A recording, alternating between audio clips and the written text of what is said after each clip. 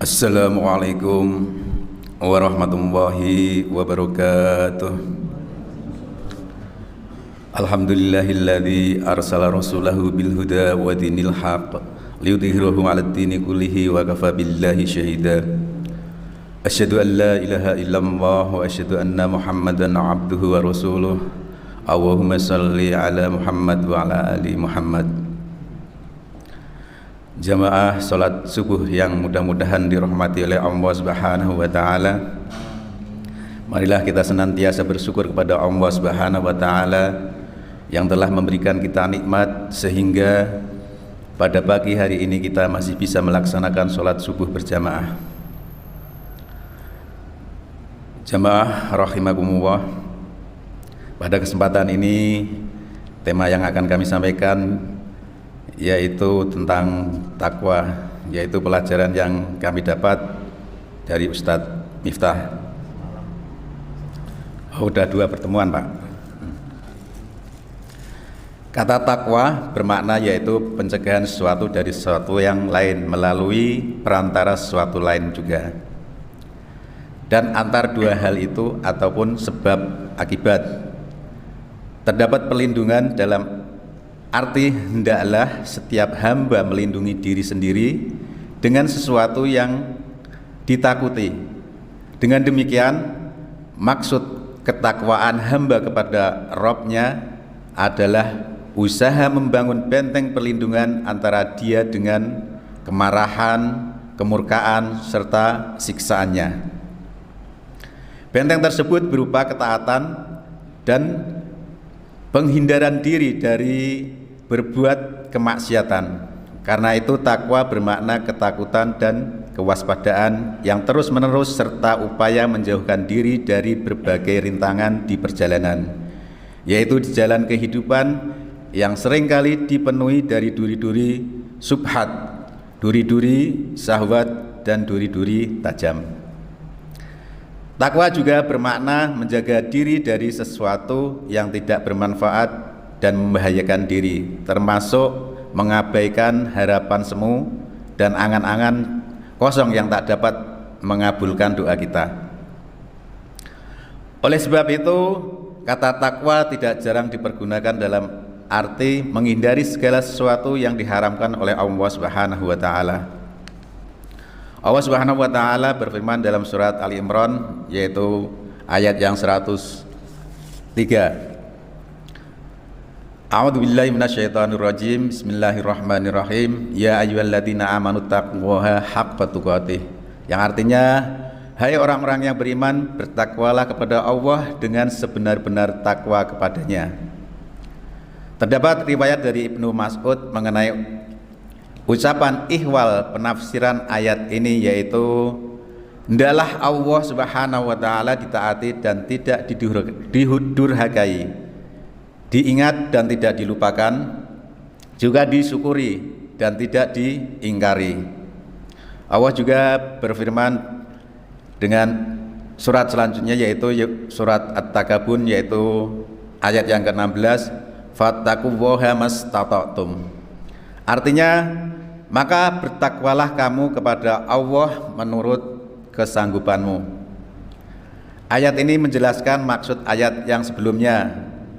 Sungguh Allah Subhanahu wa taala memerintahkan para hamba agar bertakwa kepadanya sesuai dengan kemampuan dan kesanggupan mereka. Yang demikian itu sebagaimana ditegaskan dalam kitab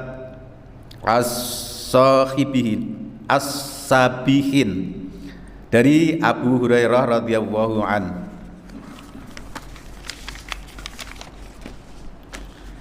Bahwa Rasulullah sallallahu alaihi wasallam pernah bersabda, "Idza amartukum bi amrin fa'tu minhu mastata'tum wa ma nahaitukum anhu fajtanibuh."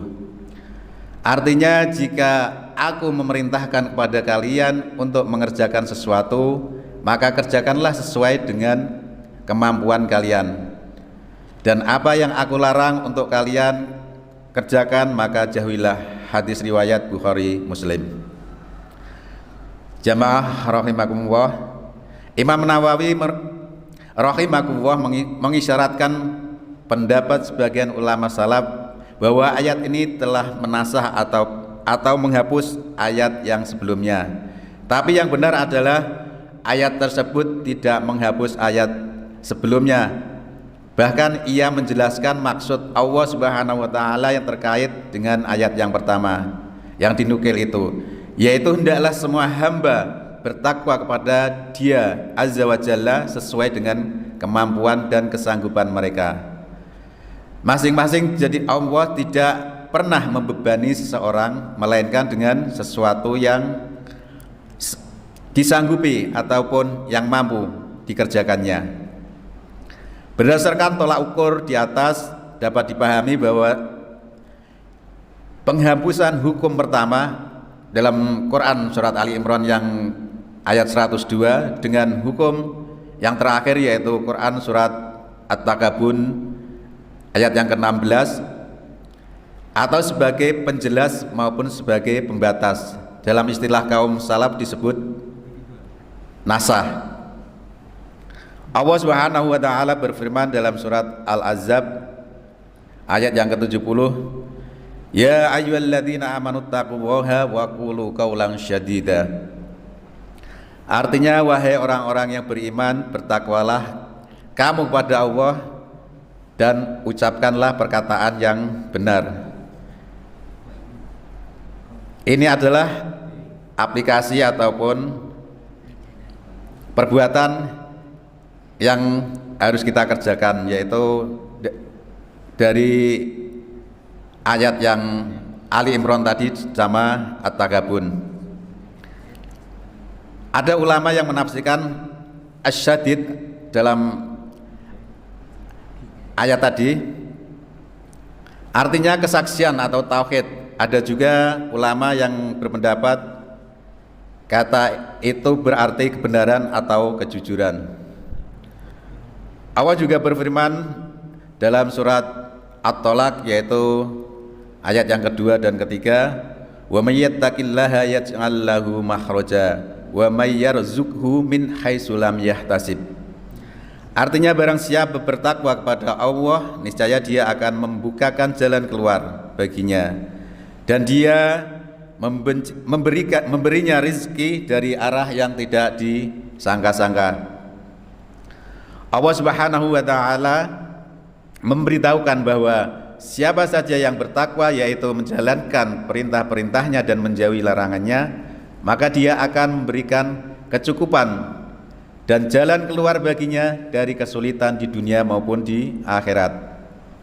Serta Dia pasti memberikan rezeki dari arah yang tidak disangka-sangka, bahkan tidak terbersit dalam hati kita. Allah berfirman juga dalam surat An-Anfal yaitu surat yang ke-8 ayat yang ke-29.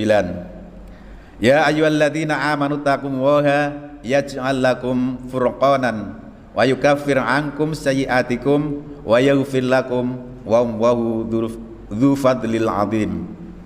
Artinya, wahai orang-orang yang beriman, jika kamu bertakwa kepada Allah, niscaya Dia akan memberikan furqan, yaitu kemampuan untuk membedakan yang hak dan yang batil kepadamu dan menghapus segala kesalahanmu dan mengampuni dosa-dosamu. Allah memiliki karunia yang besar.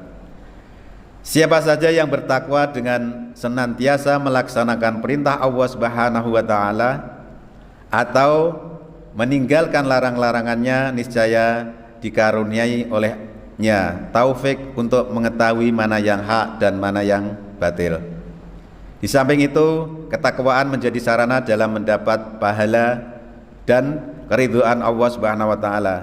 Demikian pula berfungsi sebagai perantara untuk menggapai rahmat dan surganya Allah Subhanahu wa taala. Demikian yang dapat kami sampaikan. Mohon maaf atas segala kesalahan dalam penyampaian. Kita akhiri dengan doa kafaratul majlis. Subhanakallahumma wa bihamdik asyhadu an la ilaha illa anta astaghfiruka wa atubu ilaik. Billahi taufiq wal hidayah. Wassalamualaikum warahmatullahi wabarakatuh.